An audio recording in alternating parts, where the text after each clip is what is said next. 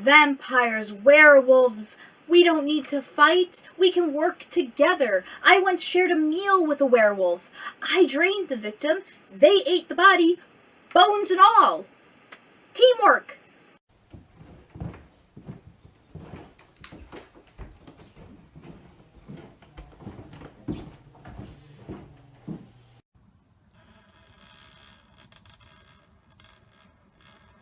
Don't you dare touch me! Stand back! No! No! If you don't know who I am the vampire Babette, and I, along with Terry, will be doing Terry's Miscellaneous Days of Halloween, where miscellaneously we will be looking at all things spooky and macabre. Hope you enjoy.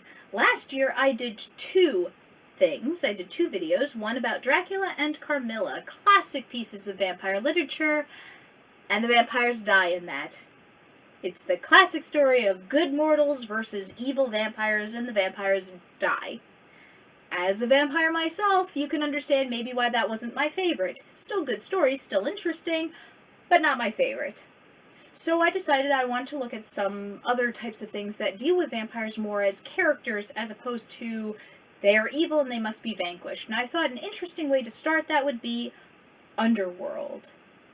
Now, Underworld does have a reputation given its many sequels of various qualities, and even the first one is just seen as kind of schlocky and simple and maybe cheesy or whatever. But I like it.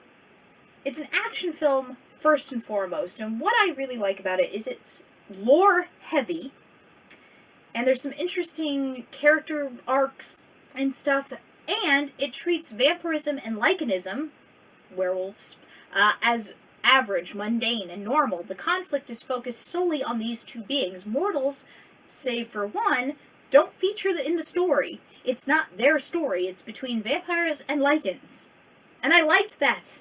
And they're treated normally. They're treated as they know what they are, they like what they are, and they are established in what they do and how they do it. Now, Underworld is a very lore-heavy and plot-heavy. Despite it just being an action film, it actually has a lot going for it, so it's got a lot of that stuff, so I'm going to do my best to sum it up. Back in ancient times, there was a man named Corvinus. He had 3 offspring, one bitten by bat, one by wolf, one to be mortal. From the bat, all the vampires, from the wolf, all the lycans. The mortal just stayed mortal, but still carried the ability to carry the vampire and the lycan virus, because that's how vampires and lycans work. It's DNA, it's science, it's viruses, it's that type of mad science, bubbly chemistry stuff. The vampires enslaved the lycans. The lycans did not like this and they rebelled. Now, within that conflict, there's a lot of nuances and smaller characters and bigger players. So, you have Victor, the elder vampire, one of the more powerful, prominent vampires, who actually is the one who encouraged the enslavement of the lycans. He had his own personal lycan slave named Lucian, who he branded with his own personal seal. Lucian ended up falling in love with Victor's daughter. They were having a baby. Instead of being the happy grandfather that Victor should have been and unenslave the lycans and treat his possible son-in-law with respect and dignity, no! He kills his own daughter and makes Lucian watch. Even by vampire standards, Victor is an asshole. That is what really kick-started the war. Lucian ended up becoming the leader of the werewolves, but he supposedly died. The branded skin was used as proof by Craven. Craven is the one that was put in charge of the Coven House after Victor went to sleep. Victor is meant to be asleep for X amount of years. Craven was put in charge because, oh, I'm such a badass, I killed the werewolf leader. Turns out Craven and Lucian actually have an alliance going. Lucian is supposed to help take out the elders and some of the higher-up vampires, thus solidifying Craven's position as Coven leader, and Craven is supposed to sign a peace treaty with the lycans and make sure that it sticks. That way the war will be completely over. But Lucian also has a contingency plan. He needs Michael Corvin. Michael Corvin is a mortal descendant of Corvinus. He has the ability to hold the DNA of both a lichen and a vampire and become a very, very powerful hybrid. This hybrid will then be able to be used as a weapon to kill the elders.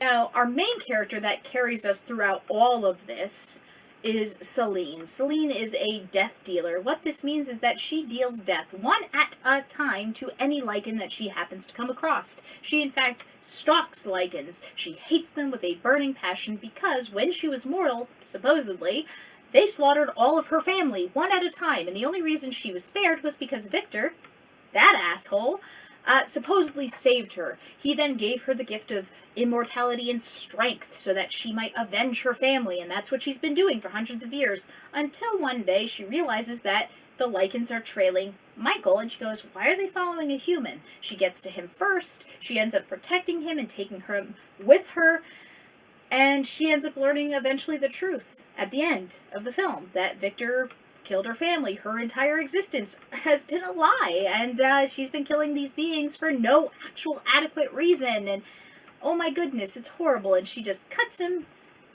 oh my goodness, cuts him right like this. Right like this. This basically now puts her against her coven, and in that meantime, she ends up falling in love with Michael. They are in love now, so now she's got to protect him because now he's going to be hunted by the vampires, not the lichens. The lichens are like, yeah, that's going to be our weapon. He's our boy. He's tied into it. He's going to hate the vampires because they're going to hate him, and he's going to have to fight in order to survive. So the enemy of my enemy is my friend. And poor Michael is caught, once again, poor Michael, he's caught up in this conflict, because he didn't want to be a part of this conflict, but Lucian was basically up against a wall. Lucian is also painted kind of very sympathetically, and he's very well acted by Michael Sheen, a very easy on the eye as Michael Sheen, I might add. With Celine, what I really like about her is she is very no-nonsense. She is just a straightforward badass. Just leather-clad, pistol on hip, knows what she's doing, and she does supernatural feats of strength with such grace and elegance. Yes, as a vampire, we have super strength, but she handles it so well. You get the sense that she really does like what she does, and she's good at it, and she will eradicate all the lichens. And what's great is we see in very subtle ways her growth as a character as she starts uncovering the conspiracy between Craven and Lucian when she happens to see Lucian one night. And you see her, I don't see the romance really developed between her and Michael, but I guess you could say it's there. It's a very quick romance. You know, she hasn't looked at a man in hundreds of years, but somehow Michael attracts her attention. What I really enjoy is the aesthetic of the film as well. It really treats the vampires and lichens as things, as facts, as incorporated and comfortable with themselves. As I said, there's no moral conundrum about, oh, we must kill to survive, oh, we're monsters. There's none of that. The vampires, specifically we're going to talk about the vampires have mansions and a lot of updated technology. They're advanced, they're smart, they're clever, they're integrated into humanity while simultaneously staying apart from them. They have their own coven houses and their own networks of other vampire coven houses. And they live in opulence, and they own a bunch of labs. You see, they started a bunch of labs to create synthetic blood. They don't even have to go out and hunt anymore. And once that blood is approved, it will go out to the general public. No more blood shortages. So that makes it very clear that the vampires have no interest in mortals whatsoever, aside from maybe having them as workers in their factories, their labs, whatever it is that they own. So I like that. It's an established world-building aspect that's subtle and simple and straightforward, whereas the lichens, we're going to talk about them now, they have to be in hiding all of the time, and they're constantly being hunted down. They don't have the chance to build up any sort of money or anything, because the vampires basically take it all away from them, and they're basically fighting at the skin of their teeth, and they're in this dingy, dark, dreary, wet, underground base.